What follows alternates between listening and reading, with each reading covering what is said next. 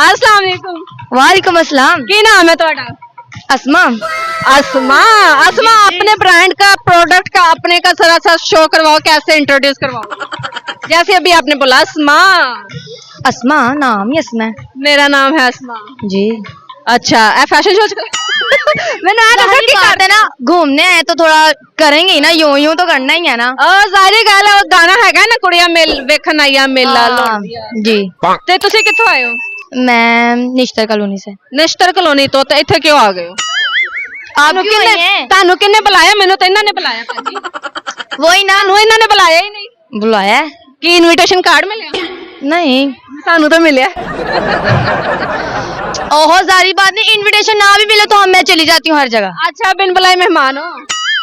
कह लें जो आप कह सकें, कह लें। अच्छा बिन बुलाए भाई मैं वेख्या ना चुप कर गई है कि बड़ा बोलती पई सी। मुझे ये बताओ की करदे हो? मैं पढ़ती हूँ। पढ़दे है क्यों? केड़ी क्लास? मैं कुरान पाक हिफ्ज कर रही हूँ। जबरदस्त हो गया, बड़ा अच्छा काम है गए। ते लाइफ विच की बनन दा शौक है तानू? कुछ भी नहीं। इंसान इंसान केड़ा? अच्छा अच्छा अच्छा इंसान बनना है। अच्छा इखलाक हो तो इंसान अच्छा है। अच्छा इंसान है गए, जबरदस्त हो गया। किन्ने भैन भरा हो तुसी? हम 4 बहनें और 2 भाई। शादी किंदी हुई? बड़ी बहन की। तुम्हारी नहीं हुई? आपको मुझे देख के लगता है मेरी शादी। किस नंबर पे हो? मैं 4। 4 नंबर पे हो? हले बहुत दूर है। टेंशन भी नहीं है कोई, दूर ही सही है। दूर ही सही है की। किंदे नाल आए हो? मैं अपनी टीचर के साथ। टीचर दे नाल? टीचर केड़ी इन्ना चो? ये वाली टीचर है की है? केड़ी क्लास दी भला? कुरान क्लास। कुरान दी क्लास दी। जबरदस्त हो गया। अम्मी अब्बू नहीं आए ना? नहीं, भैन भरा भी नहीं आए? छोटी बहन है ये। छोटी बहन आई है ये सही हो गया। जिंदगी विच ऐसा केड़ा गोल है जेड़ा तुसी अचीव करना चाहते हो?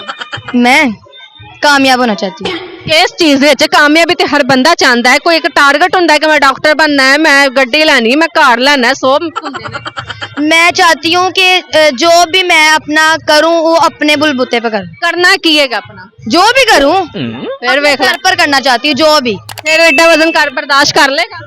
हाँ, जहाँ इतनी टेंशन बर्दाश्त करें वहाँ ये भी कर लेंगे। हाँ, ऐसे है। अच्छा मुझे ये बताओ कोई गाना शाना आता है? आप मैं कुरान पाक पढ़ी हूँ। ओए हाँ सॉरी सॉरी सॉरी भाई सॉरी, मैं भूल गई। मेरे दिमाग चो निकल गया कि मैं गाने के कुरान हाफिज हैगी है। ते मैनू ये दसो कि कोई नेकी दी राह ते ले किसी नू लाना होवे ते ओनू की कहो? किस तरह उन्हां नू पैगाम दवोगे कि भाई नेकी दे राह ते लगो?